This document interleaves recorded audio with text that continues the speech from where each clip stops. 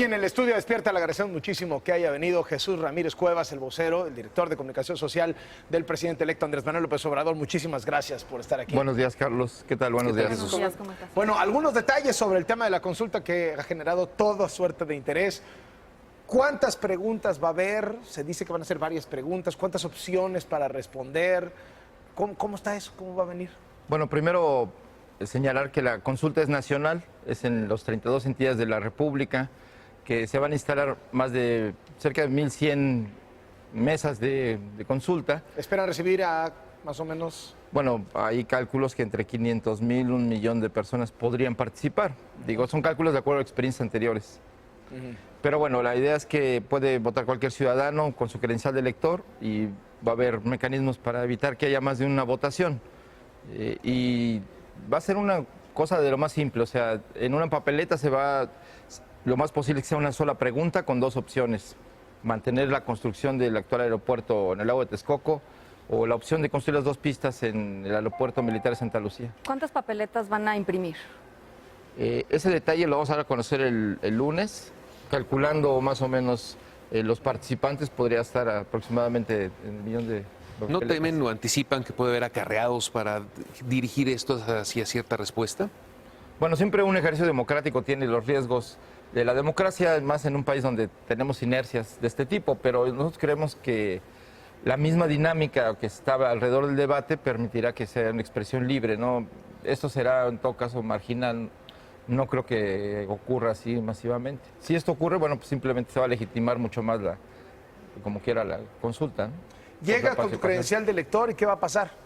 Bueno, uno llega... a cualquiera puede ser, o sea, yo si estoy de vacaciones en Mérida el sábado puedo ir a la Plaza Grande de Mérida aunque yo tenga mi credencial Sí, si electoral. estás de registrada vacaciones en Cancún o en algún sitio turístico, también puedes ir a una mesa de consulta, y solo con la credencial de elector, con que esté vigente y que ahí se va a registrar el número de la credencial en una aplicación para que iba a quedar registrado en un sistema, entonces no vas a poder votar más de una vez. La aplicación, perdón, la tienen las personas que van a estar en la mesa. El responsable de la mesa va a tener la aplicación para registrar. Como no se tiene acceso a las listas nominales ni al padrón electoral, porque por ley no se pueden utilizar, de esta manera puede ayudarnos a... ¿Dónde está la lista de los lugares donde se van a instalar?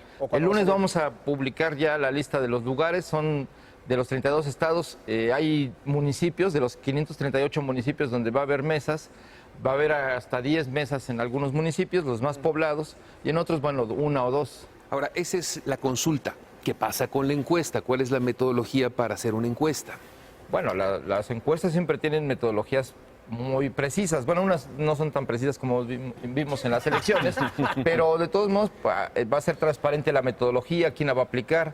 Es una encuesta nacional, es domiciliaria. ¿Cuántos encuestados van a ser? ¿De qué tamaño es la muestra? Bueno, una muestra lo suficientemente representativa como las que se acostumbran en México, como las encuestadoras. Sí, pero por ejemplo hay principales. algunas como las que hizo el INE con el conteo rápido, que creo que fueron 10,000 o 8,000, una cosa así, y las encuestas normales que son como 1,000, 1,200. No sé más o menos por cuál. Más o menos es una... Porque, bueno, el INE contaba con todos los funcionarios de cada casilla para entregar esta información, o como la que hizo el Consejo Coordinador Empresarial, que fue una muestra de hasta 20,000. Pero en este caso, pues era una muestra como las que hace Parametría o 1,200 personas. Sí, más o menos. Y va a ser una empresa encuestadora. Sí. Una empresa. ¿Qué pasa si la encuesta dice una cosa y la consulta dice otra cosa? O sea, si gana uno en una y el otro en otra. Bueno, se va a ponderar, pero el asunto es tener... ¿Cómo se va a ponderar? Bueno, esto es algo que se va a explicar precisamente por el comité de expertos que van a estar encargados de la encuesta, y bueno, y un consejo ciudadano que se va a presentar el lunes. Pero digamos, ¿cuál es el espíritu de la ponderación, digamos? Bueno, que haya... los detalles técnicos. ¿No sería 50-50? ¿Hay algo que explicar? Sí, yo creo que hay que explicar. Una cosa es la participación directa de la gente que se siente convocada a participar, a tomar parte de la decisión de este tema que, como hemos visto a lo largo de estas semanas, es importante, es de interés público. Entonces, por el otro lado, pues el sondeo el registro de sectores que no se ven, digamos, impelidos a participar, pues también es importante tener un pulso, ¿no? Eso es importante. No va a ser 50-50. O sea, no va a ser el promedio de las dos. Es difícil que sea el promedio de las dos porque son dos metodologías distintas. La idea es que pese más la encuesta por ser una representación, pues digamos, más científica de una población general. Bueno, eso lo presentarán el lunes el comité de expertos. ¿Quién encabeza el comité de expertos? Bueno, ahí... O sea, ¿es un comité horizontal? Sí, bueno, hay una... ya Enrique Calderón Alzati, que es presidente de la Fundación Arturo Rosenbluth, va a encabezar, digamos, la parte del conteo y se va a presentar a quienes van a llevar a cabo la encuesta y todo este Ahora, proceso. se requieren de voluntarios, una gran cantidad de voluntarios para montar las mesas. ¿De dónde salen? ¿Morena los pone? ¿Quién la organiza? No, ya se ha convocado a organizaciones sociales, hay más de 15 organizaciones que en este momento en diferentes regiones nos están ayudando a, digamos, a conseguir los voluntarios participa como suficientes. tal? No, Morena, digamos, está al margen como partido y en todo caso como ciudadanos, los militantes podrán participar. ¿Cómo cuánto va a costar el ejercicio? Ese cálculo que ya se tiene se va a conocer el lunes. Pero más o menos. No, pues imagínate, ya pues, luego me van a notas. regañar la fuente por estar revelando datos. ¿Pero son más de 100 millones de pesos? No. No, por supuesto que no. Eso costaría el estudio. Sí. ¿Y quién lo va a pagar? ¿De dónde va a salir la lana? Se va a conocer. Porque el lunes dicen cuánto es, pero ¿y de dónde? También se va a presentar quién lo financia, cuánto cuesta, todo va a ser transparente para que la metodología, la pregunta, todo de tal manera que la opinión pública, los medios de comunicación, los ciudadanos puedan tener todos los elementos Oiga, ¿y no con sería, tiempo de anticipación. ¿No sería conveniente tener las preguntas ya, digamos, porque si estamos a 11, 12 días de que sea la consulta, están organizando los foros, en los medios de comunicación se debate el tema, pues la gente tendría un poco el foco hacia lo que les ayude a responder la pregunta de la manera en como ellos lo quieren responder. ¿No sería óptimo tenerla ya y que fuera absolutamente transparente? Sí, bueno, eso es lo que nosotros queremos, darle a conocer la pregunta o las preguntas, en caso de que así sea la recomendación de los expertos, pues lo más pronto posible. Ojalá podamos presentarla el mismo lunes, junto con todos los materiales de información que se van a dar. Si llegara a ganar Texcoco, que se quede la construcción, rehabilitar el actual aeropuerto no es tirar el dinero porque esos terrenos van a convertirse en otra cosa. Bueno, ahí es una reflexión que hay que hacer. Hemos visto, por ejemplo, que México Evalúa ha señalado que tenemos un problema endémico, al menos en este gobierno, que se han hecho grandes obras y no se han cumplido los plazos y los costos se han elevado cada año por falta de planeación. Y entonces, si la gente concluye o hay esta circunstancia, en el caso del aeropuerto en Texcoco, pues no sé dónde se desperdiciaría más dinero, hacer una obra que por falta de planeación termine costando mucho más en el largo plazo para otras generaciones, porque esta obra se está pensando para varias décadas. Entonces,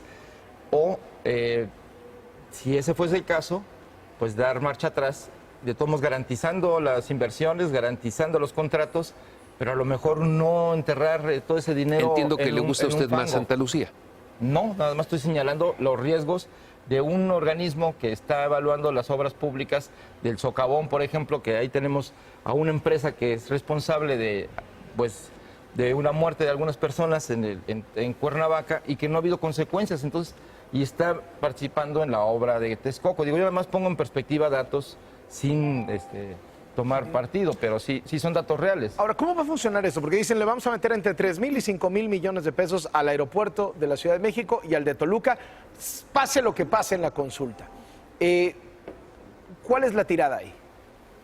No hay tirada, simplemente es la necesidad de que se resuelva. O sea, ¿cuál es el objetivo? Sí, por eso, hay un problema de saturación.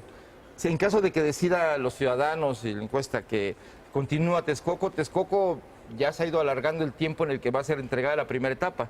Entonces ya vamos en el 2022, por la información que tenemos, los retrasos puede llegar hasta 2024, la primera etapa. Entonces, estos 6 años no va a haber otra manera de resolver la saturación que habilitar Toluca y de reforzar con inversión en el aeropuerto actual, y lo ideal sería crear un sistema aeroportuario, incluyendo Querétaro, Puebla y Cuernavaca, de tal manera que pudiera aliviarse, pero digo, de manera inmediata se está planteando Toluca, que está la infraestructura y se puede, ya funcionaban 2 aerolíneas ahí, entonces es más fácil. Y se puede, con baja inversión, poder recuperar el número de vuelos que se necesitan para Toluca. que se está ampliando, ¿no? Aquí hay un tema de imparcialidad. El presidente electo, Andrés Manuel López Obrador, en campaña dijo el aeropuerto de Texcoco se va a cancelar.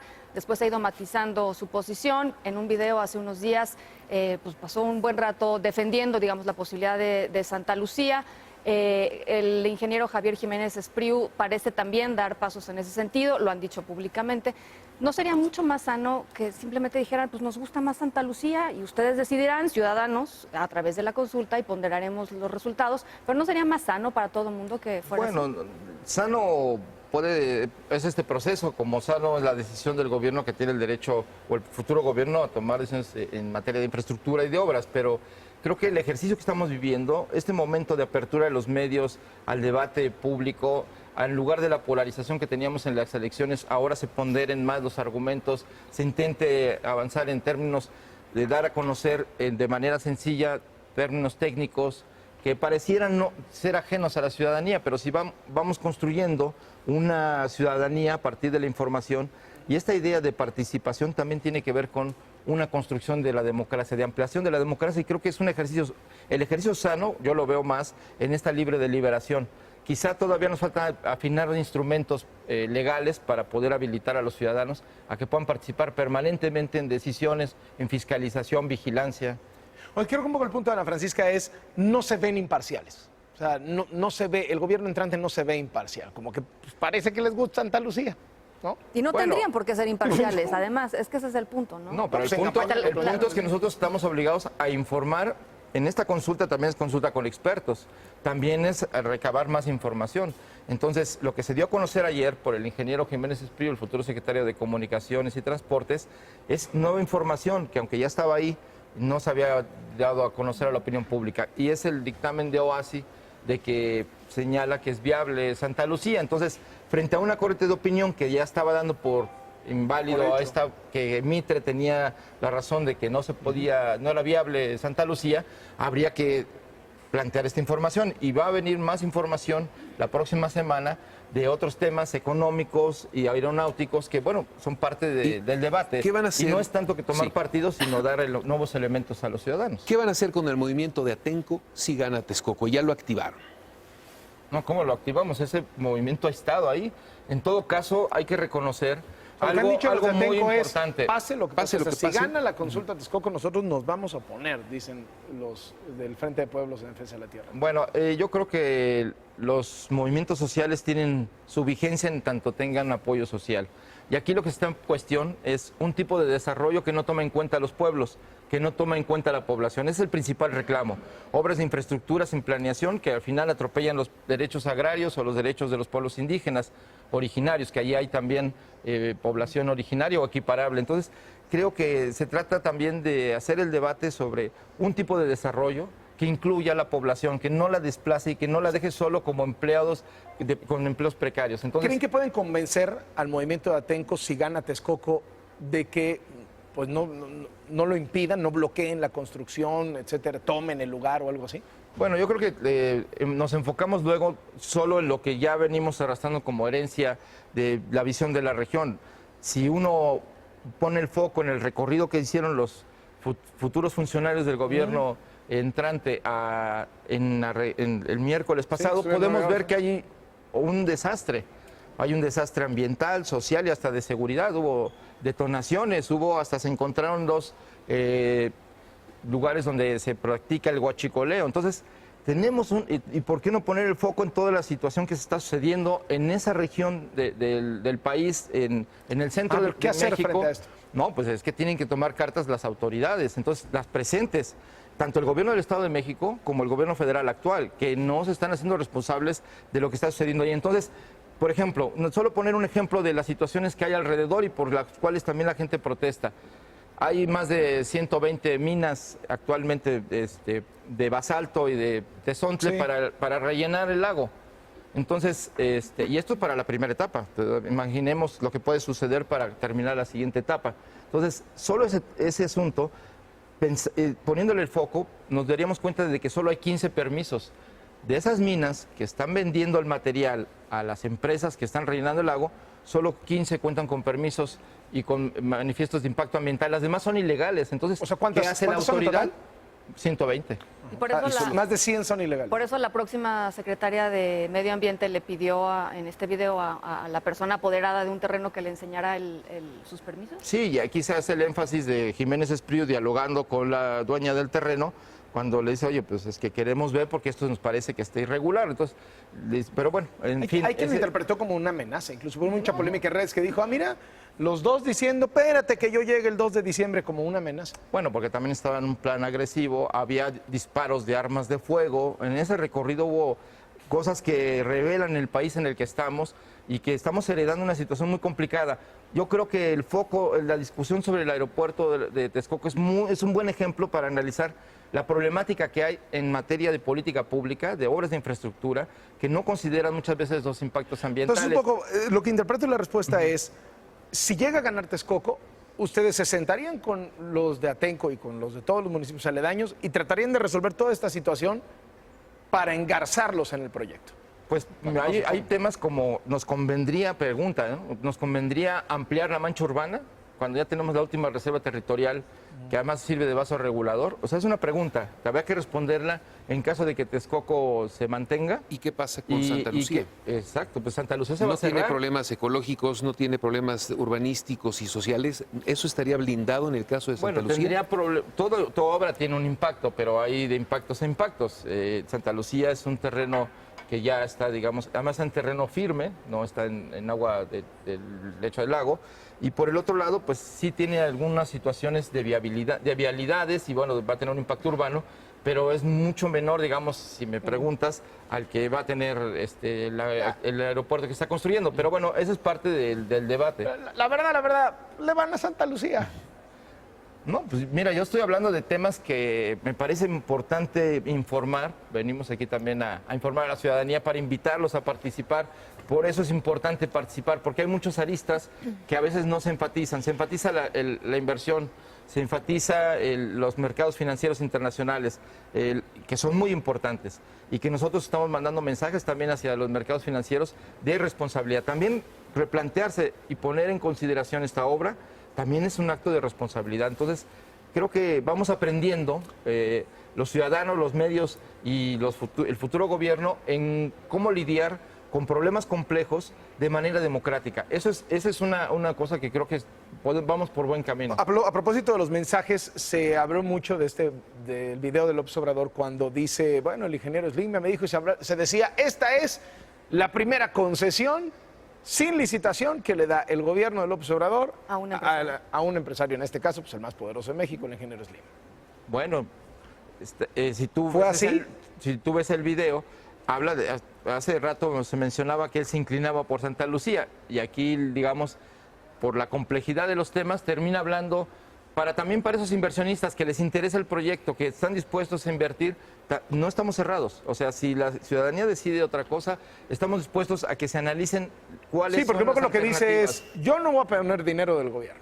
Si gana Texcoco, que sea con lana de la iniciativa privada, sea una concesión, y es para Slim la concesión ya la tiene amarrada. Eso se tiene que ver de qué manera, se tiene que replantear el proyecto como está. Actualmente la terminal aérea que se planea es una terminal con materiales importados, no vas a usar materiales nacionales. Y hay detalles que se podrían disminuir los costos. Y uno de ellos es precisamente dónde conseguir los 88,000 millones que requiere para terminar la siguiente etapa. Pero están decididos que no lo van a sacar del presupuesto. Es que de acuerdo a la propuesta del grupo aeroportuario actual, pues va a salir, quieren obtener esos recursos de la venta del actual aeropuerto, de terrenos nacionales y de bienes públicos. Entonces creo que esa no es una vía correcta. Si se defiende ese proyecto por la situación que se da en la consulta, pues tendrían que buscarse vías de financiamiento privadas para no afectar las finanzas públicas. Ahora, en términos más amplios, ¿cómo se sienten en la transición? ¿Cómo toman pues esta especie de ausencia que se habla mucho en los medios del presidente Enrique Peña Nieto, que no se le ve por ningún lado? ¿Les conviene eso, que les haya dejado el espacio el gobierno saliente? Bueno, yo creo que no se puede aceptar que un gobierno renuncie y decline incluso 2 meses o 3 meses a su responsabilidad. ¿Qué es lo que está haciendo? El control del gobierno, de las instituciones y de los instrumentos de poder los tiene el actual gobierno, no nosotros. Nosotros somos preparando la transición, preparando los planes, atendiendo los pendientes que vamos a enfrentar, pero no tenemos ningún instrumento, Ahora, ni siquiera presupuestal. Con Entonces, los anuncios que ustedes hacen, pues evidentemente marcan agenda. Y al marcar agenda, dado que va a ser una realidad a partir del 1 de diciembre, pues evidentemente el foco se va con ustedes, ¿no? claro, pero ahí, por ejemplo, en el caso de los derechos humanos, conforme se avanzan, se enfatiza que se suspenden unos foros. Pero si ponemos el foco al revés de qué es lo que estamos heredando, es todavía más grave de lo que se maneja en los medios sobre la Sobre el foro dimensión mismo. de los Por cierto, desaparecidos. ¿se va a reactivar el foro en Tamaulipas? Sí. Ah, sí se va a hacer el foro en Tamaulipas. Se va a hacer el foro y van a asistir representantes del futuro gobierno. ¿También en los otros estados que se canceló o por ahora Tamaulipas? En 2 estados se va a reactivar. Tamaulipas, sí. Tamaulipas y posiblemente Sinaloa. ¿Qué fue del jefe de la Fuerza Aérea? ¿Sí lo corrieron por darles información? ¿Qué supieron al final? Bueno, coincidió en el tiempo que la visita a Santa Lucía, que seguramente contó con la autorización del secretario de la Defensa, pero se hizo una visita a Santa Lucía y semanas después, claro, coincide con que se dan el 15 de septiembre las jubilaciones de los militares, entonces le dieron su retiro. Entonces pareciera que hay que poder interpretar que fue el retiro del general encargado de la base aérea, que fue la atención que prestó, la información o, bueno, la visita que se ¿Qué dio. creen ustedes que pasó? Bueno, yo creo que no tenemos información directa.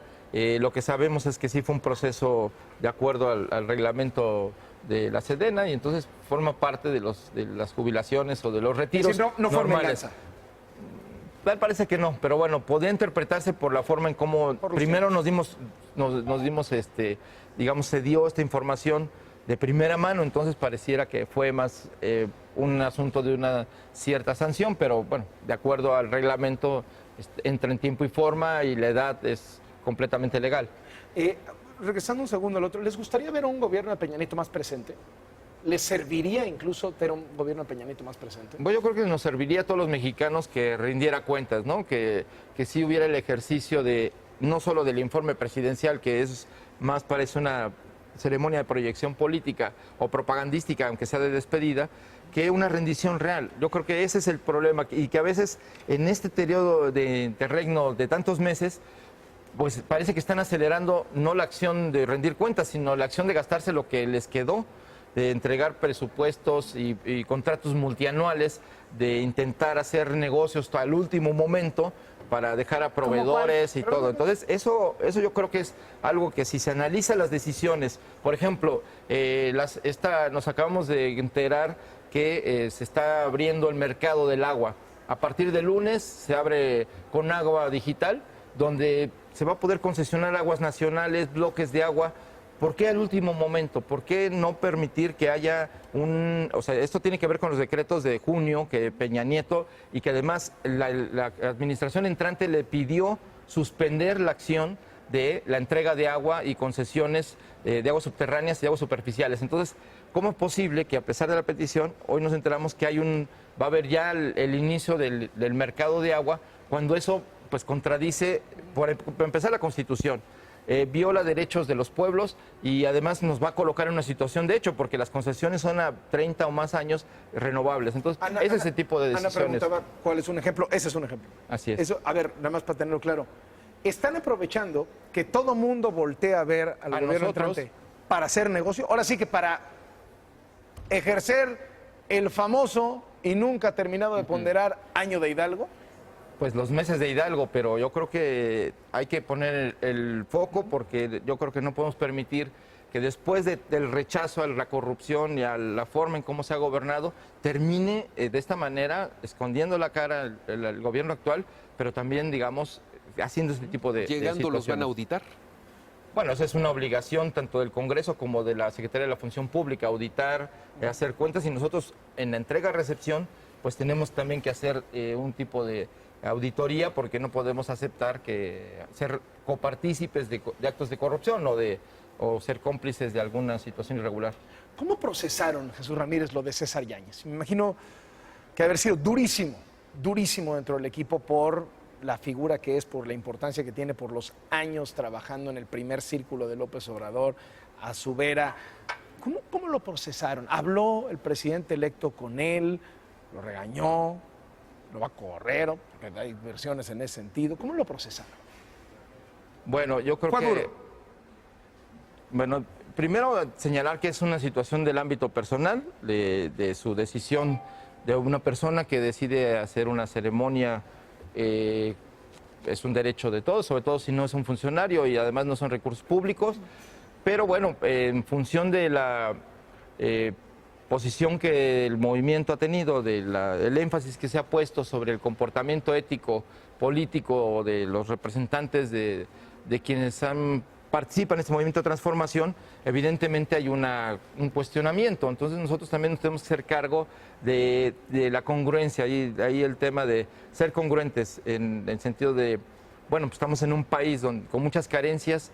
La clase política y muchas veces las élites económicas muestran este esplendor de su opulencia, la palabra es la opulencia, entonces esto ofende a la gente, entonces tenemos que hacernos cargo también de esa crítica y creo que es sano considerar, bueno, que esto no es bien visto y que esto no solo tiene que ver con un asunto aparte del derecho privado, sino también un asunto de imagen pública que tenemos que cuidar. ¿Cómo lo procesaron internamente?